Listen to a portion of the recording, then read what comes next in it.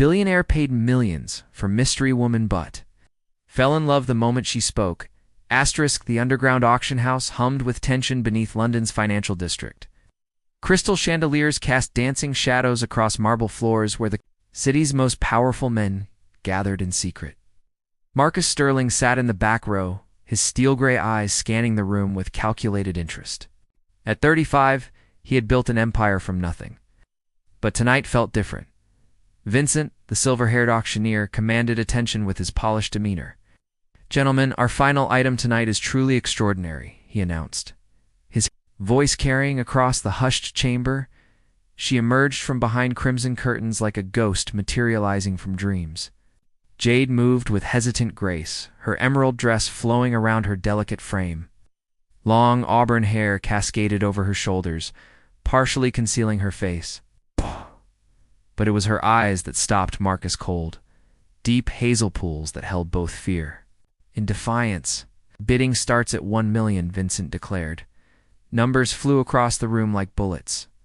2 million, 3, 4. Marcus remained silent, studying her every movement. She stood perfectly still, but he noticed the slight tremor in her hands, the way her breathing quickened when bids escalated. 8 million, called a voice from the front. Marcus finally spoke, his voice cutting through the chaos. 20 million. The room fell silent. Even Vincent paused, his gavel suspended midair.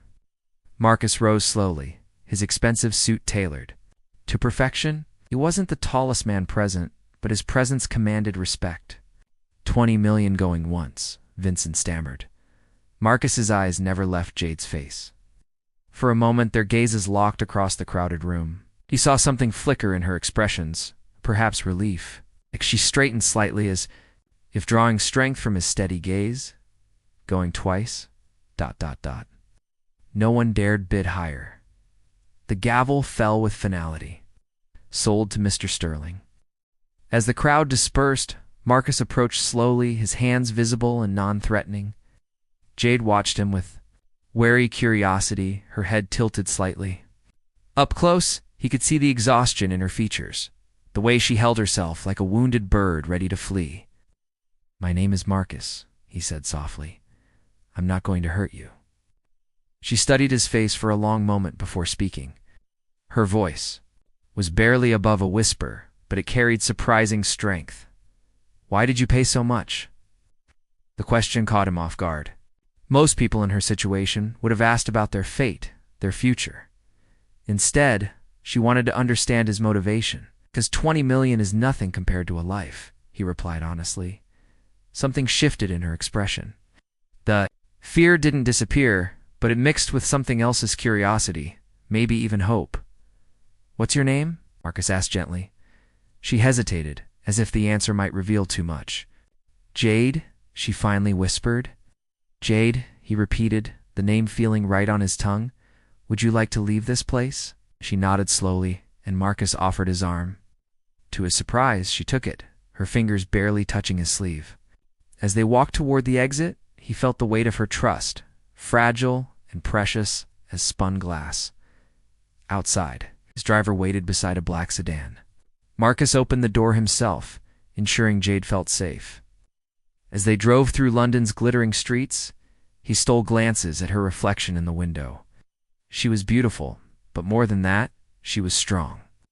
He had seen it in her eyes during the auction, the refusal to be completely broken.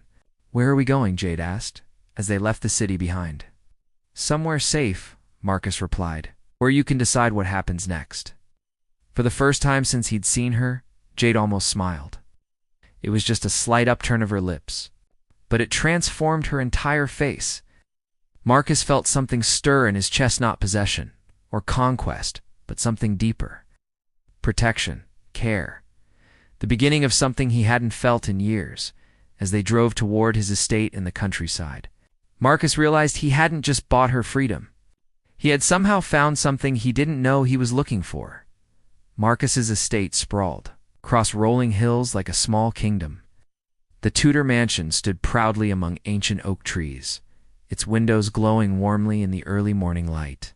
Jade pressed her face to the car window, watching the landscape transform from urban gray to countryside green. "It's beautiful," she murmured.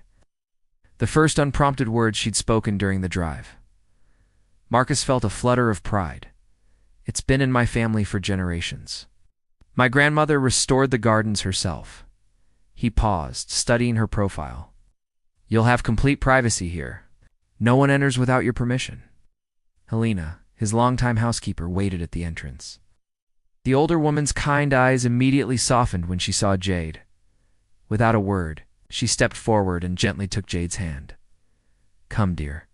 Let's get you settled," Helena said warmly. Marcus watched them disappear upstairs, feeling oddly bereft. He had brought her here to heal, but he found himself reluctant to let her out of his sight. The feeling was foreign and unsettling. Over the following days, Jade remained largely in her room. Helena reported that she ate little and slept even less. Marcus kept his distance, respecting her need for space while fighting his instinct to check on her constantly. On the fourth evening, he found her in the library. She stood before the tall windows, silhouetted against the sunset, a book forgotten in her hands. She wore one of Helena's cardigans over a simple dress, looking smaller and more vulnerable than ever. "I used to read constantly," Jade said without turning around. "Before." Marcus approached slowly, his footsteps soft on the Persian rug. "What did you enjoy reading?" "Everything. Poetry, philosophy, science." She turned to face him, and he saw tears glistening in her eyes. "I had dreams once. I was going to be a doctor." The pain in her voice nearly broke him. "What happened?" Jade's hands trembled as she set down the book. "I was walking home from the library. It was late. I was stupid. They grabbed me off the street and—" She couldn't finish. Marcus clenched, his fists, rage building in his chest. "How long?" 2 years. The words came out strangled. 2 years of being nothing, less than nothing. Before he could think better of it, Marcus reached out and gently touched her face. She flinched at first, then leaned into his palm, her eyes closing. "You're not nothing," he said fiercely. "You're brilliant and brave and stronger than you know." Jade opened her eyes, studying his face. "Why are you being so kind to me?" "Because you deserve kindness. Because you deserve everything good in this world." Something broke in her expression. Tears spilled down her cheeks as she stepped closer. Marcus opened his arms and she fell into them, sobbing against his chest. He held her carefully, as if she might shatter. "I'm so tired," she whispered. "Then rest," Marcus murmured into her hair. "You're safe now. I promise." They stood there as darkness fell outside, holding each other in the quiet library. For the first time in years, Marcus felt complete. Not because of his wealth or success, but because of this broken, beautiful woman who trusted him enough to fall apart in his arms. Later, as Helena helped Jade to her room, the older woman caught Marcus's eye. "She's special, that one," Helena said quietly, "but she's been hurt badly. Be patient." Marcus nodded, watching Jade disappear upstairs. Patience he could do. He'd waited 35 years to feel this way about someone. He could wait as long. As it took for her to heal, that night Marcus stood in his study, staring at the security monitors. Jade was safe in her room, but he knew the real danger wasn't external. It was the damage inside her, the wounds that ran deeper than flesh. He pulled out his phone and dialed a number he hadn't used in years. "Detective Brooks, it's Marcus Sterling. I need your help finding some very bad people," if he was going to help Jade heal. He needed to ensure her captors could never hurt her again. Justice would be served, one way or another. 3 weeks passed in careful routine. Marcus worked from his home office, stealing glances at the gardens where Jade had begun taking morning walks. She moved like a dancer, graceful but cautious, always aware of her surroundings. Helena reported. Small improvements, longer conversations, fuller meals, the occasional smile. Detective Brooks arrived on a crisp autumn morning, his weathered face serious as he spread files across Marcus's desk. "Your girl's case connects to something bigger," he said grimly. "International trafficking ring. We've been hunting them for years." Marcus studied the photographs and documents. "How can I help?" We need her testimony. But more than that, we need her to identify locations, faces, anyone who might have been involved. I won't force her, Marcus said firmly. She's been through enough. Brooks nodded. Understand. But Marcus, these people don't just disappear. They'll come looking for her eventually. That afternoon, Marcus found Jade in the rose garden, sketching in a notebook Helena had given her. She looked up as he approached, and he was struck by how much healthier she appeared. Color had returned to her cheeks, and her eyes held less fear. You're troubled, she observed, setting down her pencil. Marcus sat beside her on the stone bench. There's a detective here, about your case. Jade's body tensed. They want me to remember. It's only if you're ready, there's no pressure. She was quiet for a long moment, her fingers tracing the edge of her notebook. I dream about it every night anyway. Maybe talking about it will help. They walked back to the house together, and Marcus was surprised when Jade slipped her hand into his. Her touch was tentative but deliberate, a small gesture of trust that meant everything. The interview was difficult. Jade's voice shook as she described the house where she'd been held, the faces of her captors, the other women who had been there. Marcus stayed close, offering silent support as she relived her nightmare. There was a man, she said finally. Dimitri. He was the one in charge. Tall, blonde, with a scar across his left eyebrow. He said, he owned me. Marcus felt rage surge through him, but he kept his expression calm. Jade glanced at him, and he saw her draw strength from his presence. He has a compound outside Prague, she continued. That's where they took new girls. I overheard him talking about shipments, schedules. Detective Brooks leaned forward. This is exactly what we need. With your testimony, we can shut them down. When the detective left, Jade seemed drained but oddly relieved. I never thought I'd be strong enough to do that, she said. You're stronger than you know, Marcus replied, echoing his words from weeks earlier. That evening, they sat by the fireplace in comfortable silence. Jade had taken to wearing her hair loose, and the firelight caught the auburn strands like silk. She was reading again, completely absorbed in her book. Thank you, she said suddenly. Marcus looked up from his laptop. For what? For not trying to fix me? For letting me find my own way back? She set down her book and moved to sit beside him on the sofa. They were closer than they'd ever been, and Marcus could smell her subtle perfume, could see the golden flecks in her hazel eyes. I'm not the same person I was before, Jade said softly. I'll never be that innocent girl again. But I don't want you to be, Marcus replied. I want you to be exactly who you are now. Survivor, fighter, beautiful in ways that have nothing to do with how you look. Jade's breath caught. She reached up and touched his face, her fingers tracing his jawline. I think I'm falling in love with you, she whispered. Marcus's heart stopped. Jade, ... I know it's complicated. I know I'm damaged. But when I'm with you, I feel whole again. He covered her hand with his own. You're not damaged, you're perfect, and have been in love with you since the moment you asked why I paid so much. They kissed then, soft and tentative at first, then deeper as weeks of careful restraint gave way to genuine emotion. Oh. When they finally broke apart, both were breathing hard. I want to be with you, Jade said. Really with you. God, I need time. We have all the time in the world, Marcus replied, holding her close.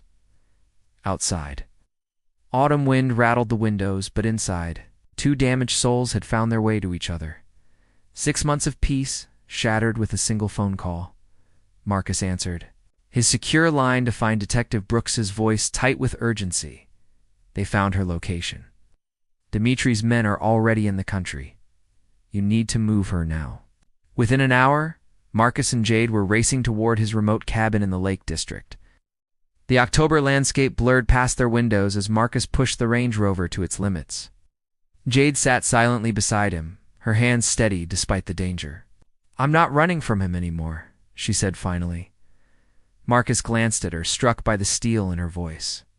You don't have to face him alone, I know, but I need to face him. The cabin sat on a private lake, surrounded by dense forest.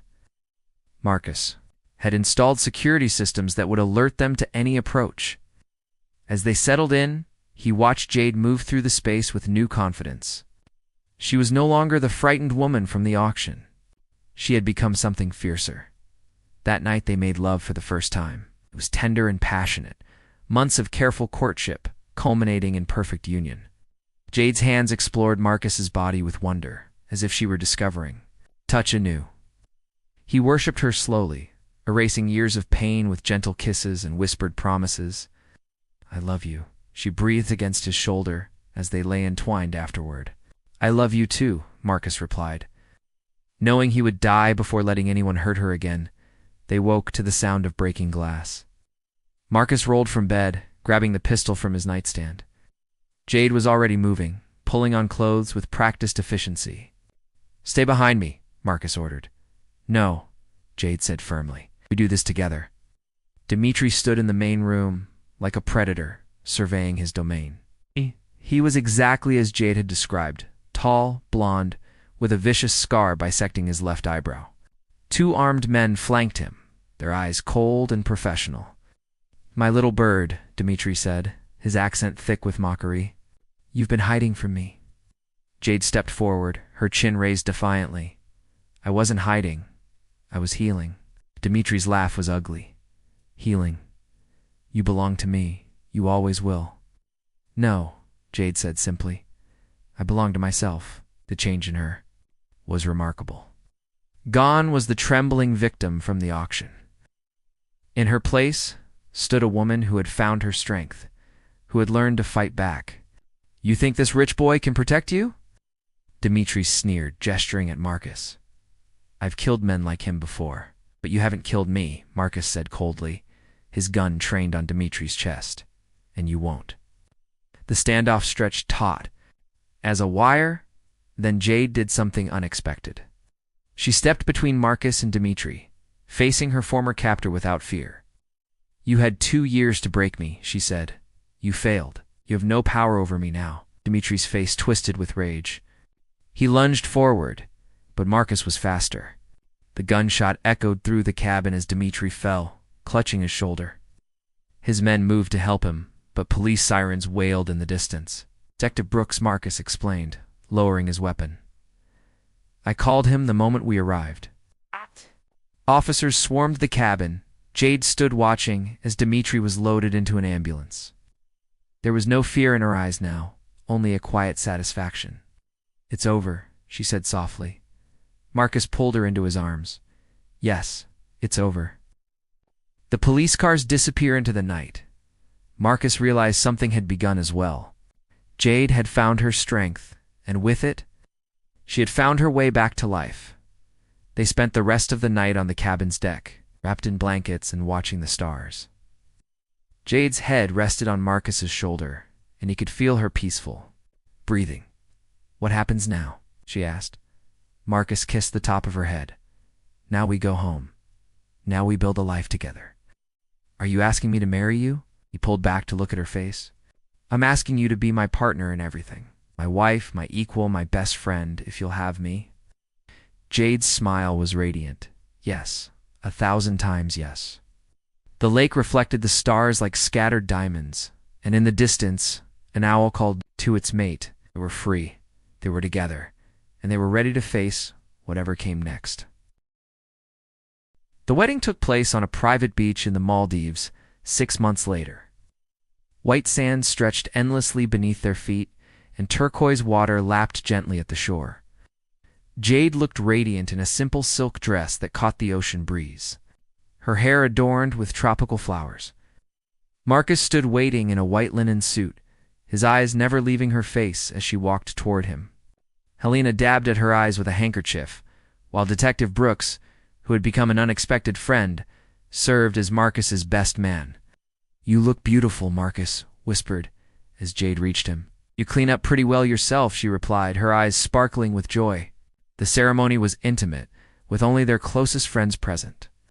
When the officiant asked for vows, Marcus spoke first, his voice steady despite the emotion in his eyes. "Jade, you taught me that love isn't about rescuing someone. It's about standing beside them while they save themselves. You are the strongest person I know, and I promise to spend every day proving worthy of your trust." Jade's voice was clear and strong as she responded. "Marcus, you gave me back my life, not by paying for it, but by showing me I was worth saving. You saw me at my weakest and loved me anyway. I promise to be your partner in all things, your equal in all ways." When they kissed, the small gathering erupted in applause. The photographer captured the moment, Marcus's hands gentle on Jade's face, her smile radiant with happiness, the ocean stretching endlessly behind them. The reception continued into the evening. As the sun set, painting the sky in shades of pink and gold, Marcus and Jade danced alone on the beach. The music drifted from speakers hidden among the palm trees, and fairy lights twinkled like stars. "Do you ever regret it?" Jade asked as they swayed together. "That night at the auction?" Marcus pulled her closer. "Regret finding you?" "Never. It was the best 20 million I ever spent." Jade laughed, the sound carrying on the ocean breeze. "What about the fact that I come with baggage? Nightmares, therapy sessions, trust issues. What about the fact that I'm a workaholic? Billionaire with control issues and a tendency to solve problems with money. We're quite a pair, aren't we?" "Perfect for each other," Marcus agreed, spinning her gently in the sand. Later, as their guests retired to their rooms, Marcus and Jade walked along the water's edge. The moon was full, casting a silver path. Across the waves, "I have something for you," Marcus said, pulling a small box from his pocket. Jade raised an eyebrow. "Another surprise? You've already given me everything." Inside the box was a simple gold locket. Marcus opened it to reveal a tiny photograph, the two of them in the library that first night, when she had cried in his arms. "Helena took this without us knowing," Marcus explained. "It's the moment I knew I loved you. It's not the woman at the auction, but the survivor who trusted me enough to fall apart." Tears spilled down Jade's cheeks as Marcus fastened the locket around her neck. "I love you," she whispered. "I love you too." They made love that night with the ocean as their soundtrack, their bodies moving together in perfect harmony. Jade's hands explored Marcus's chest with confidence, her touch speaking of love rather than fear. He worshipped her slowly, thoroughly, celebrating not just their wedding night, but her complete return to life. Afterward, as they lay wrapped in each other's arms, Jade traced patterns on Marcus's chest with her finger. "I want to go back to school," she said quietly. "Finish my medical degree." Marcus smiled in the darkness. "Whatever you want to do, I'll support you. I want to help other women like me. Start a foundation, maybe. Give them the same chance you gave me." "We'll do it together," Marcus promised. As dawn broke over the ocean, painting the sky in soft pastels, they talked about their future. Children someday, when Jade was ready. Travel, adventure, building something meaningful together. The nightmares would fade, the scars would heal, and they would face whatever came next as partners. Jade fell asleep in Marcus's arms as the sun rose fully above the horizon. He watched her peaceful face, marveling at the journey that had brought them here. From a dark auction house to this perfect moment, they had found their way to each other. The woman who had been sold for millions had become priceless. The man who thought money could buy anything had learned that love was the only currency that mattered. Their story was just beginning, and it would be beautiful.